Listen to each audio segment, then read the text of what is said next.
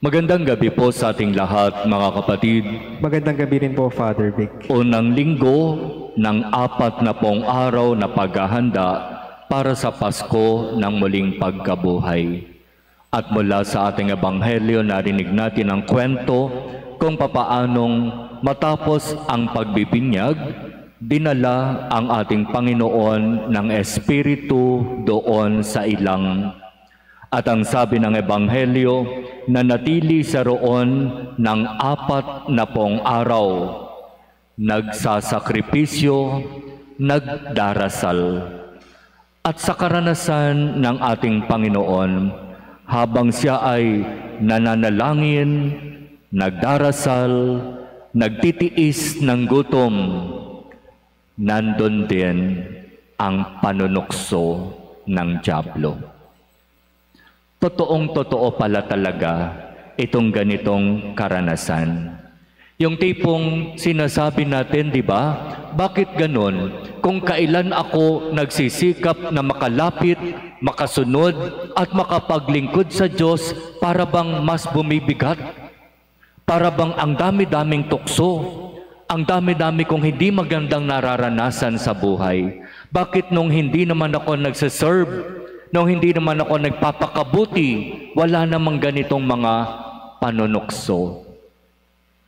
Kung babalikan natin ang karanasan ng ating Panginoon, doon sa disyerto, 40 days, siya ay nagsakripisyo, nagtiis ng gutom, nanahimik, nagdasal.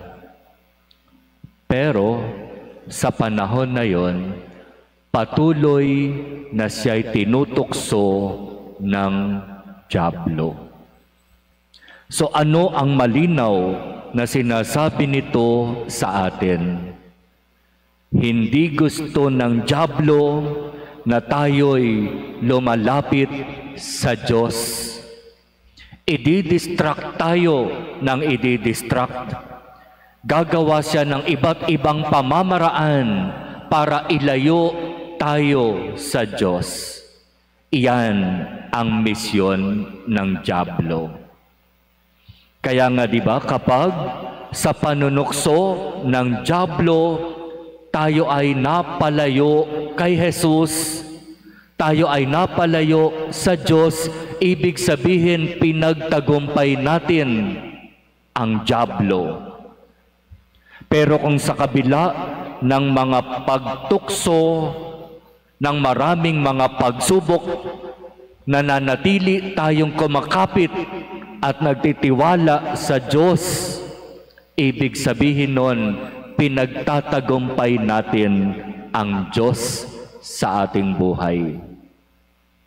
Kaya ganun lang naman ang kwento ng buhay natin. Mayroong nanunukso, mayroong nagpapatukso. Mayroong bumabagsak sa tukso, mayroong nagtatagumpay sa tukso. Basta't lagi nating tandaan, katulad ng naranasan ng ating Panginoon, ang tukso ay galing sa demonyo.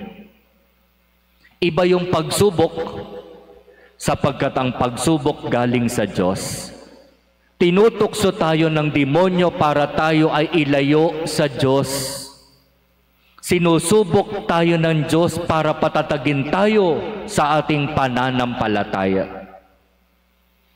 Kaya sa karanasan ng ating Panginoon, tinukso siya ng dyablo, sapagkat ayaw ng dyablo na siya ay makapagdasal ng tahimik. Ayaw ng dyablo na siya ay magtiis ng gutom dahil siya ay nagnanais na makipag-usap sa Ama. Pero hindi nagtagumpay ang dyablo. Nanatili ang ating Panginoon sa kanyang focus, sa kanyang kagustuhan, na sa loob ng 40 araw maglaan ng panahon sa pananahimik, sa pagtitiis ng gutom, sa pagdarasal. At iyan yung ginagawa natin ngayon sa panahon ng Kwaresma. 40 days of Lent. 40 araw, tayo ay magsasakripisyo. Meron tayong day of fasting and abstinence. Meron tayong day of abstinence. Meron tayong mga araw ng paggawa ng mga apostolate. Meron tayong mga araw para magnilay, magrecollection.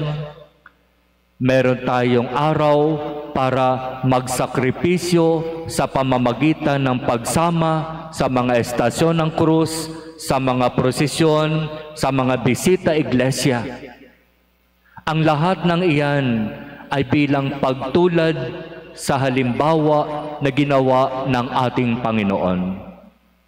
Pero ang tanong, sa maraming mga gawain ba na yan, kung saan katulad ng ating Panginoon, darating ang panunukso ng dyablo. Magpapadala ba tayo sa panunukso o mas paglalabanan natin ang tukso at pagtatagumpayin natin ang Diyos? Kaya ang desisyon nasa atin, nasa iyo. Sa 40 araw na paghahanda ngayon sa panahon ng Kwaresma, sa maraming mga tukso na darating sa ating buhay ngayong panahon na ito, sino ang mas pagtatagumpayin natin? Hingin natin sa Diyos ang biyaya na sa anumang tukso na ibigay ng demonyo sa atin, mas mangibabaw ang biyaya, ang pagpapala, ang katatagan mula sa Diyos.